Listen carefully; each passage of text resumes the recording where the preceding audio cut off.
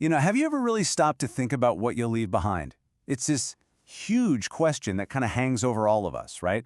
Well, today we're going to dive into one man's really beautiful and poetic answer to that exact question. I mean, it's a pretty heavy thought, isn't it? The idea that, poof, once you're gone, everything you've learned, everything you've felt, your whole story could just vanish. That's really the core challenge we're tackling here. And wow, this line from Alan Spedding, the author we're looking at, just hits the nail on the head. He saw this as a real personal problem, not just for the world, but for his own family. And you know what? He decided to do something about it. So how do you fight back against that silence? I mean, how do you make sure your voice doesn't just fade away? For Spedding, the answer was to build something that would last, kind of like a message in a bottle, but for his own future family. And this is what he made. This is his artifact, a book he called Echo of the Silence.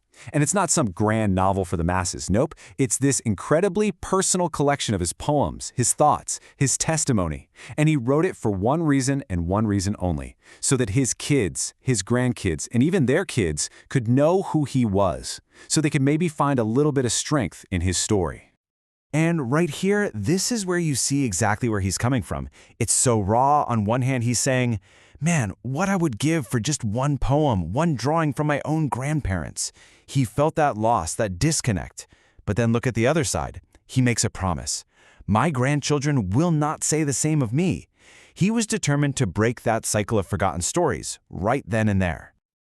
Okay, next up, the power of the pen. And this is about so much more than just, jotting down a few memories. For Spedding, it was about having a real process, a philosophy for how you can take all these fleeting life experiences and turn them into something powerful, something that lasts. He actually came up with this really cool acronym, IKUT, that he used to teach his students. It's basically his roadmap for personal growth. Think about it. We all start at I, ignorance. Then through learning, we get to K, knowledge. But knowledge isn't enough, right? You have to apply it to get to U, understanding. And then the final step, the most important one. You live that understanding, you put it into action, and it becomes T, your testimony, your truth. And that's the exact journey he went on to create this book. And this quote just sums it all up perfectly. He says, our story is our heritage. It's the proof that we were even here. And then he says this, which I love. The written word is a precious commodity that often never materializes unless we make it happen. So the big takeaway here is that leaving a legacy isn't passive. It's an active choice. You got to make it happen. All right, now for one of my favorite parts of his work, navigating life's big top. To try and make sense of this wild, chaotic journey we call life, Spedding comes up with this brilliant, vivid metaphor that I think we can all totally get. He calls it life under the big top. Simple, right? The big top is the world we live in, and the circus, well, that's life itself, the whole crazy show. And this one idea sets the stage for this amazing poem where he maps out the entire arc of a human life. It's his way of bringing some order to the beautiful and, let's be honest, sometimes totally absurd performance of just being alive. So the poem walks us through the different acts. First, you're the star, as a little kid when you're the center of the universe. Then, boom, school hits. That's the fall from grace, when you realize you're not the only star in the sky. Then you're the adolescent clown, kind of clumsy, trying to figure out where you fit in. Before you know it, you're the ringmaster, juggling marriage, family, all the demands. And then you reach the final act, where you get to look back on the whole performance. It's a journey every single one of us recognizes, right?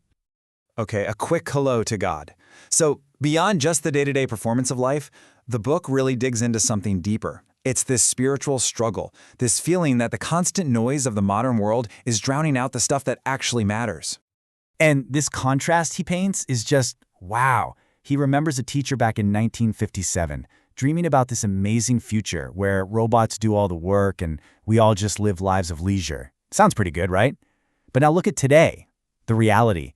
He writes, computers now and mobile phones, why they've become the master. The irony is just staggering. The robots are here, but instead of freeing us, we become their slaves, and life is just getting ever faster. And that relentless pace, that constant digital buzz, it creates this feeling that I think we all know way too well. Just this sense of being completely overwhelmed, of chaos. We have more information at our fingertips than any other time in history, but somehow we have less clarity. So what's the answer? For Spedding, the solution to all this modern chaos is faith. He makes this really powerful point with this quote, "For God is not the author of confusion, but of peace." He's basically saying, if the world feels confusing and chaotic, maybe it's because we're looking for answers in all the wrong places. That true peace, that clarity, it doesn't come from the world's logic, it comes from that deeper, spiritual connection. So, as we start to wrap this up, what song will you leave? This is where the author's really personal project kind of transforms into this universal challenge, a question that he's aiming right at you and right at me. And this is his final, powerful call to action. If you do not, then your song will be left forever unsung. Think about that. He's framing your creativity, your unique gifts, not as some little hobby, but as something absolutely vital. If we don't share what's inside of us, our own personal song just disappears with us.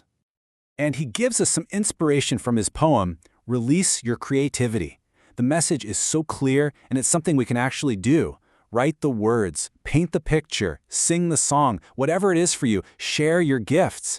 His best line here is, don't let your tap rust up. Don't let fear or self-doubt stop you from turning on that tap. The point isn't to be famous, it's just to share the unique thing that only you can create. And that is the thought I really want to leave you with. This whole journey, this entire book, started with one man's mission to make sure his voice wouldn't be lost in the silence. So now the question is, what about your voice? Your song is waiting. The only thing left to ask is, will you let it be heard?